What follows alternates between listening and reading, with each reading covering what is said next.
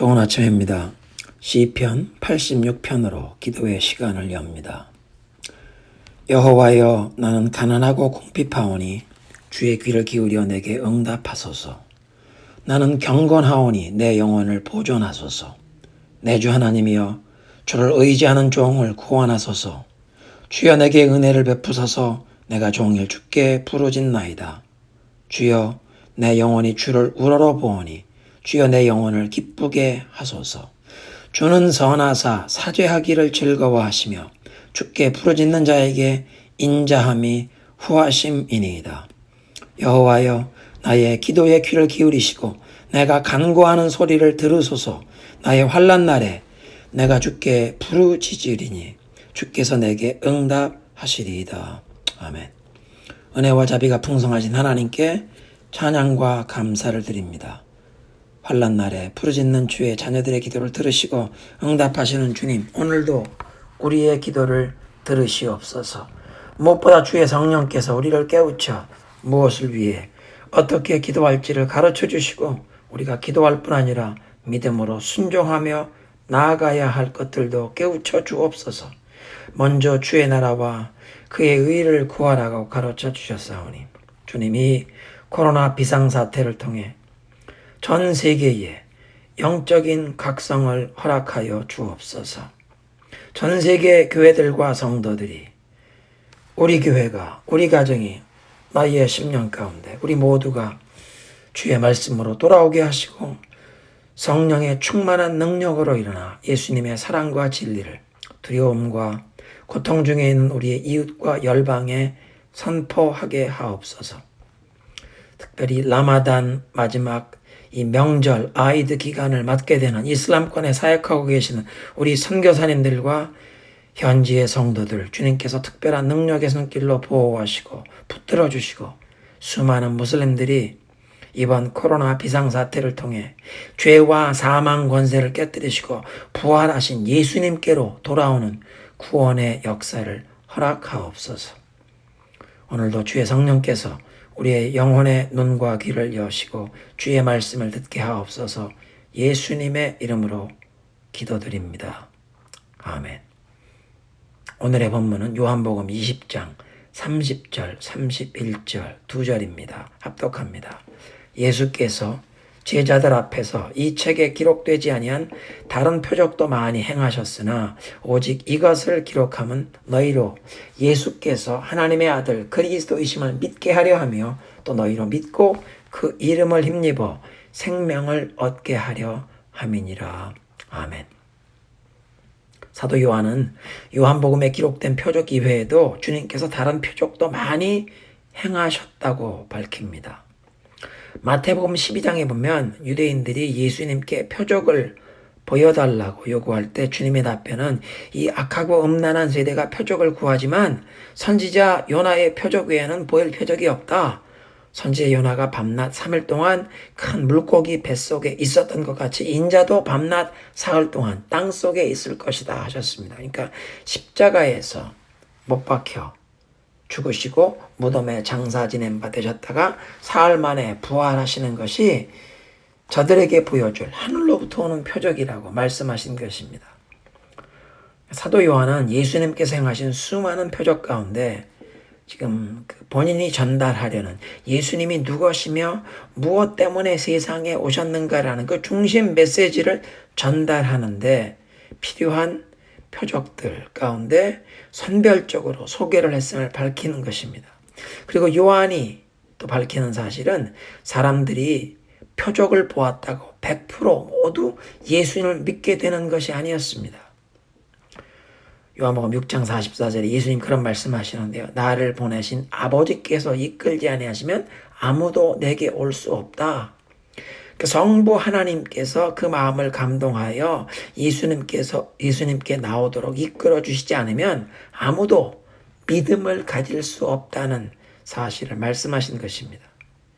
그러니까 예수님을 믿고 따르게 되는 이 믿음이 실은 하나님의 선물이라는 사실을 요한의 기록을 통해 우리가 보게 되는데 그 요한복음 11장에 보면 베다니 마을에 나사로를 예수님께서 무덤에서 불러내 다시 살려주실 때 수많은 사람들이 예루살렘에서 베다니 마을이 약 3km 정도 되는 가까운 거리였기에 마르다와 마리아 가정에 문상객으로 찾아와 방문 중이었다가 예수님께서 나사로를 부활시켜 주시는 장면을 목격하게 되었고 많은 사람들이 믿게 되었습니다. 그런데 요한복음 11장 46절에 보니까 그 중에 어떤 자는 바리새인들에게 가서 예수께서 하신 일을 알리니라.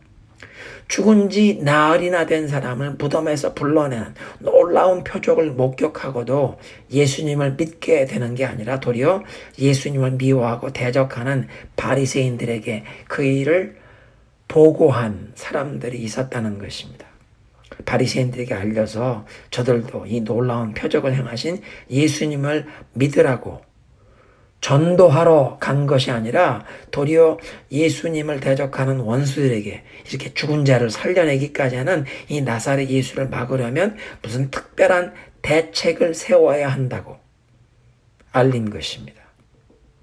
그러니까 표적을 보고도 예수님을 믿기보다는 도리어 예수님을 대적하는 원수들의 편에 서는 사람들이 있는 것을 보면서 오늘날에도 놀라운 기적을 목격하고 경험한다고 사람들이 100% 예수님을 믿게 되는 게 아니요 오직 하나님께서 심령을 감화하여 믿음의 선물을 주셔야 예수님께 나와서 도마처럼 나의 주, 나의 하나님이라고 고백하게 되는 것입니다.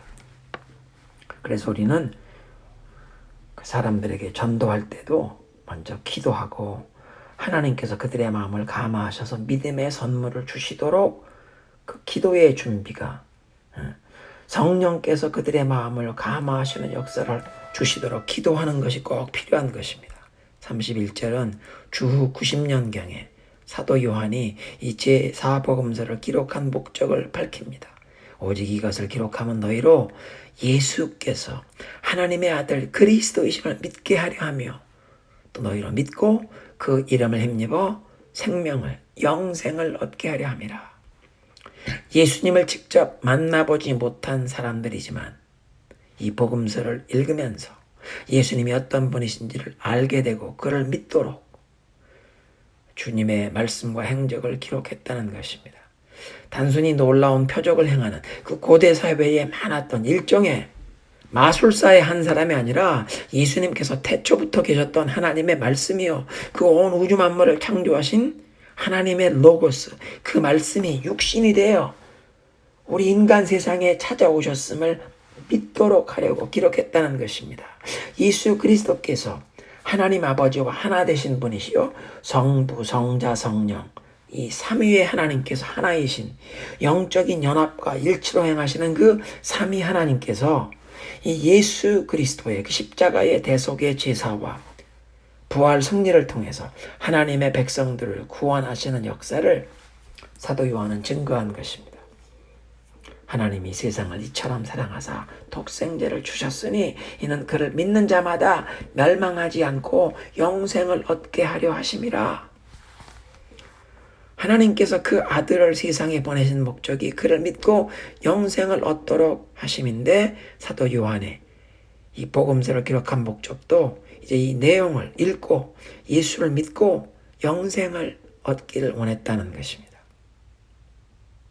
우리가 이 복음서를 읽으면서 예수님께서 살아계신 하나님의 아들이시오 나의 구원자가 되심이 믿어지는 것은 하나님께서 우리에게 이 온 천하에서 가장 귀한 믿음을 선물로 주신 놀라운 영적인 축복을 주신 것인 줄로 믿습니다.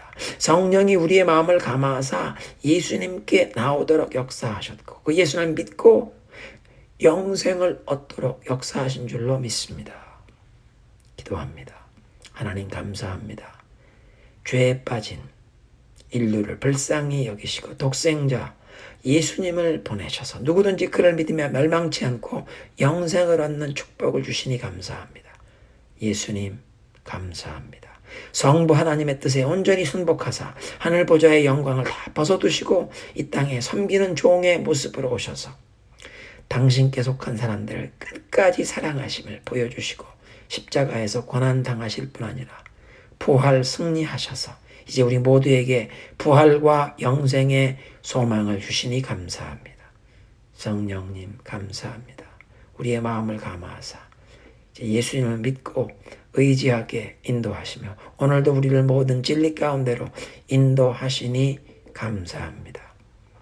우리의 구원을 위해 성부, 성자, 성령 삼위 하나님의 이 놀라운 역사와 은총을 받은 자로서 이제 하루하루를 예수님의 사랑을 증거하며 전파하며 하나님께 영광 돌리는 삶이 되게 하옵소서.